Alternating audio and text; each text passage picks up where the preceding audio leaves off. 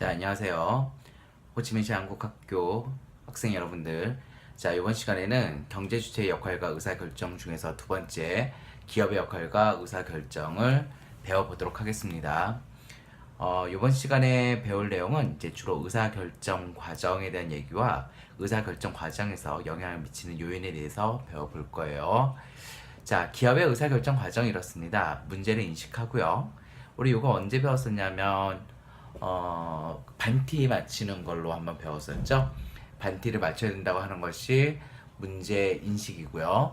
그 반티를 무엇에 초점을 두어서 맞출 것인가? 재미냐? 아니면은 실용성이냐? 가격이냐? 뭐 체육대회 끝나고 나서도 계속 입을 수 있는 것이냐? 뭐 실용성하고 비슷하지만 그 실용성은 체육대회 때 체육 활동에 도움이 되느냐 이제 이런 거였다고 한다면요. 그렇게 그 기준을 확립하고 어떤 것에는 좀 더 가중치를 두고 어떤 거에는 가중치를 좀 약하게 하고 그런 다음에 어떤 대안을 무엇을 할 것이냐 그런 것들을 찾고 분석하고 그 다음에 선택하고 실행하고 의사결정에 대해서 평가하는 거죠. 자, 이것은 앞에서 자세히 배웠기 때문에 요 정도로 배워도 될 것 같아요. 최고 경영자의 합리적인 의사결정이 매우 중요한데요.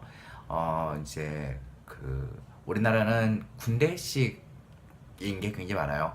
군대라고 하는 것은 이제 피라미드식 구조죠. 밑에 있는 의견이 위로 올라가기보다는 위에 있는 구조가 밑으로 이렇게 내려와서 하는. 그래서 우리나라 기업에 있어서도 굉장히 CEO의 역할 이런 것도 굉장히 중요한데요. 앞으로는 이제 CEO의 역할도 중요하겠지만 CEO의 의사결정에 영향을 미칠 수 있는 좀 유연한 관료제적보다는 좀 유연한 그러한 기업 문화가 필요한 것 같아요. 여러분들 혹시 미생 보셨나요? 제가 요거 영상을 하나 준비했는데 미생 부분에서 안영이가 재무부장한테 이제 혼을 나게 돼요. 왜냐면은 제안서가 자원부에 있었던 제안서가 퇴짜를 맞게 되거든요. 그래서 이제 왜 퇴짜를 맞았는지에 대해서 재무부장한테 이제 얘기를 하니까 너 절차를 무시했으니까 너 상대할 필요가 없다. 이제 그러고 나서 다시 또 얘기를 하니까는 그럼 너 요거 뭐가 잘못됐는지 네가 밝혀와봐라 이제 이러니까 안영이가 이제 도저히 못하겠다 하면서 했던 그 대사가 있어요. 부서들 간의 입장이 너무 다르고 기업이라고 하는 것은 완전히 이익을 내야 되기 때문에 위험 부담이 큰 것을 추구하기보다는 좀 확실한 것들, 정확한 것들 이런 것들을 그냥 요구하는 그런 내용이 있거든요. 이따 한번 보도록 하겠습니다. 자, 기업에 영향을 미치는 집단들인데요. 대표적으로 소비자가 있겠죠. 자, 기업은 변하는 소비자 욕구에 맞는 상품 개발을 위해서 노력해야겠죠. 요번에 있었던 그 여성용품, 생리대와 관련돼서 여성들은 좀 더 안전한 용품을 사용하고 싶은 거죠. 또, 그 문제를 제기한 것은 이제 시민단체였어요. 강원대학교 교수팀과 함께, 성분을 분석해보고 이제 이랬던 거가 있었거든요. 그래서 또 소비자 시민단체 또는 시민단체, 이런 것들이 기업의 의사결정에 영향을 미치겠죠. 또 가게 외에 다른 기업이나 정부도 소비자가 될 수 있습니다. 그래서 예를 들어서 단적으로 우리 학교에서 사용하는 보드마카 같은 경우 우리 학교가 소비자가 되는 것들이잖아요. 이렇게 소비자들이 일단 영향을 미치고요. 금융기관 투자자나 은행들도 영향을 미칩니다. 이제 기업이 있는 드라마들 제가 이제 이번에 9학년 법 수업을 준비하면서 이제 개과천선이라고 하는 김영민 주연의 법정 드라마를 이제 보았는데요. 이건 너무 제가 생각한 것보다 아마 현실이 진짜 그런 것 같아요. 현실이 어마어마하더라고요.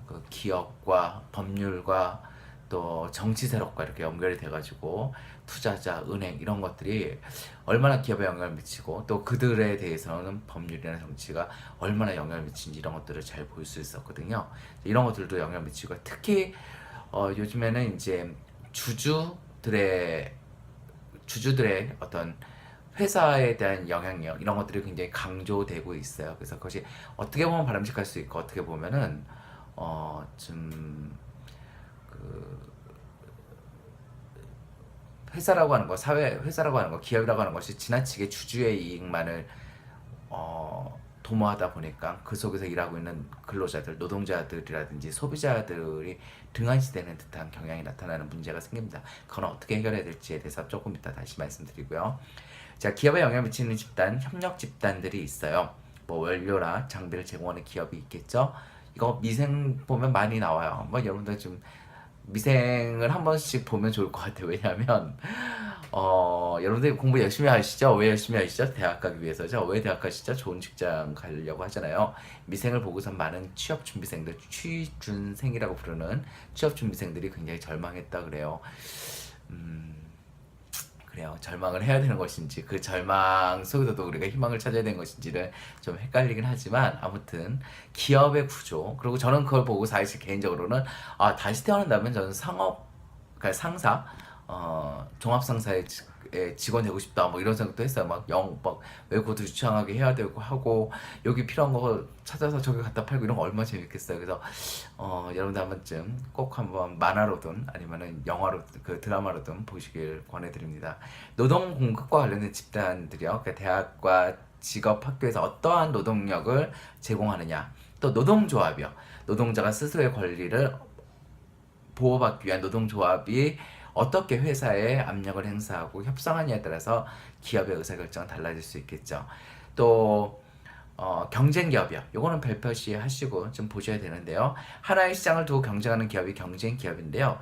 경쟁기업이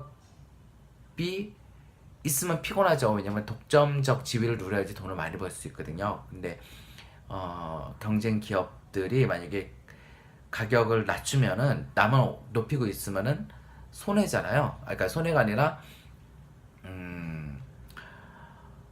무의식적인 행동이 나와서 저 깜짝 놀랐어 지금.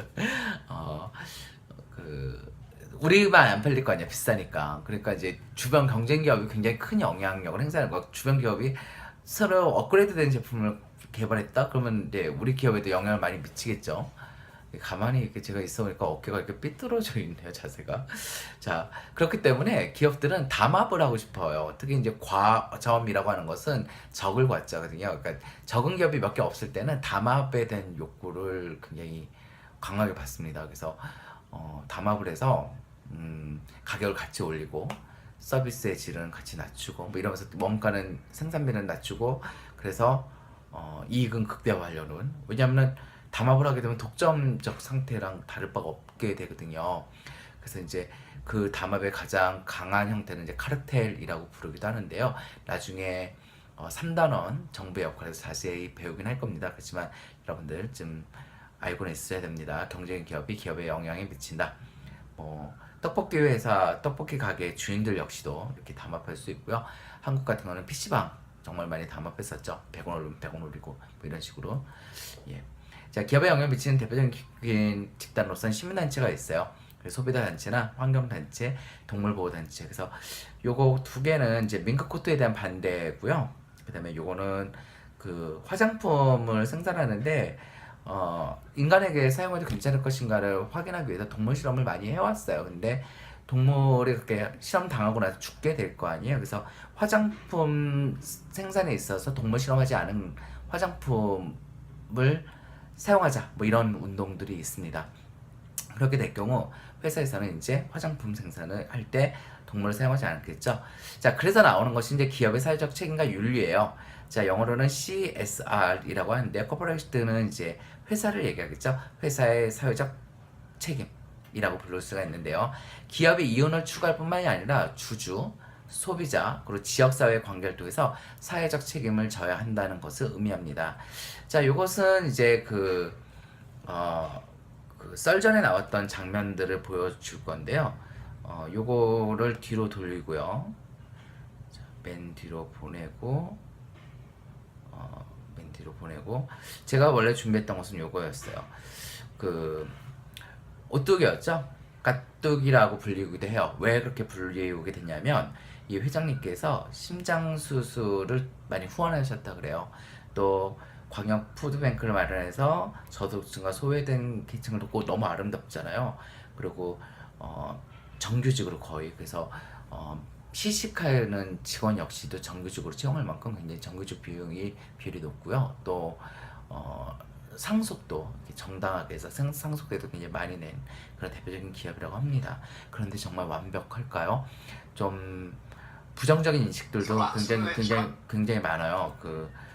요거는 뭐냐면 요게 전부 다 그 오뚜기 계열사들인데요. 오뚜기 계열사들 간에 있어서의 지분율과 그 내부 거래했던 비중이요. 그 오뚜기 라면 같은 경우는 자기네들끼리 그 비중에서 차지하는 게 99.5라고 하니까 자기네 회사를 통해서 서로 물류를 이용하고 그렇게 했던 것들이죠.